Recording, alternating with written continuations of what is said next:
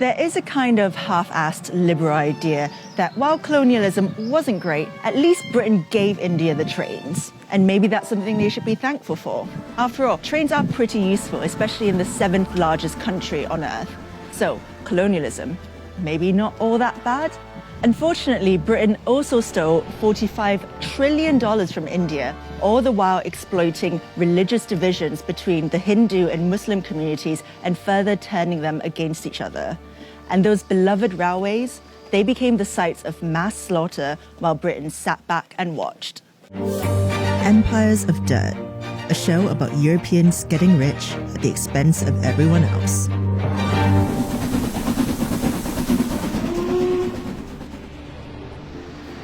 Britain first got involved in India through the East India Company, which had its headquarters right here on Leadenhall Street. A private company owned by London stockholders, the East India Company grew over the next 300 years to become a quasi-governmental body with its own army and laws responsible for trading spices, cotton, silk, and tea all over the world. By 1858, ownership of the East India Company had been transferred to Queen Victoria after the failed Indian Rebellion. Trains were the brainchild of British engineers. The East India Company would use railways to transport exploited resources like cotton and coal more efficiently around India. And it worked. Between 1853 and 1924, a railway network was created to help Britain extract from India relentlessly. And it's not like we gave India the railways either, by the way. We made India pay for them, and we ripped them off in the process. Despite Indian mechanics having their own efficient, cheap designs, Britain made India buy trains from them. Between 1854 and 1947, over 14,000 locomotives were imported from the UK to India. Initially, Indians weren't even allowed to work on the trains. They were staffed entirely by white people, from the board directors to the ticket collectors.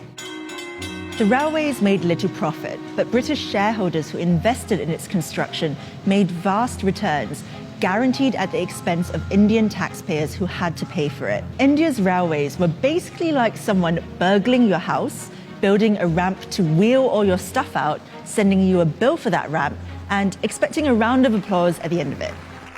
Now that the railways were built, Britain could get down to the task at hand, squeezing India for every last ounce of profit. They were really good at it. In the 1600s, when the East India Company was established, Britain accounted for less than 2% of the world's GDP, while India accounted for almost a quarter of it. By the 18th century, Britain had become one of the most powerful empires in the world, while the prosperity of the Mughal Empire was fading fast. Britain relentlessly squeezed India for every last bit of resource for its own uses. In 1943, up to 4 million Bengalis starved to death, partly because their food was diverted towards British soldiers during World War II. Winston Churchill said the famine was their own fault for breeding like rabbits. After it was no longer profitable to remain in India, and after receiving huge pressure from the Indian independence movement, the British finally left in 1947. Before they went, they split the country into two, Hindu-majority India and Muslim-majority Pakistan, in an act that became known as partition. But in their haste to get out of the country, British diplomats arranged a shoddy partition agreement that ignored the fact there would be inter-religious conflict. Cyril Radcliffe, the British lawyer assigned to draw the borders of Pakistan and India, was given 40 days to do it.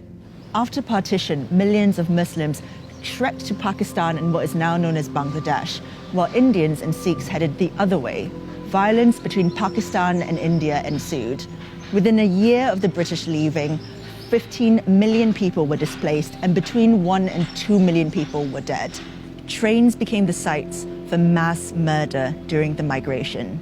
Trains filled with refugees crossing the border on each side were stopped, and everyone on board was murdered. Women were captured and raped. Carriages were set on fire with petrol, with people still inside. The only ones spared were the drivers, so they could transport their trains full of dead bodies to the final destination. The British knew about the train massacres, but they'd already washed their hands clean of India. Prime Minister Clement Attlee, writing to Lord Mountbatten, the last Viceroy of India in 1947, said, "Keep India united if you can. If not, save something from the wreck. In any case, get Britain out." Despite all this, the 4 million starved to death, the careless partition, the $45 trillion they stole from the Indian people, many don't think that the British did anything wrong in India. A YouGov poll in 2014 found that 59% of respondents thought the British Empire was something to be proud of, and only 19% were ashamed of its misdeeds.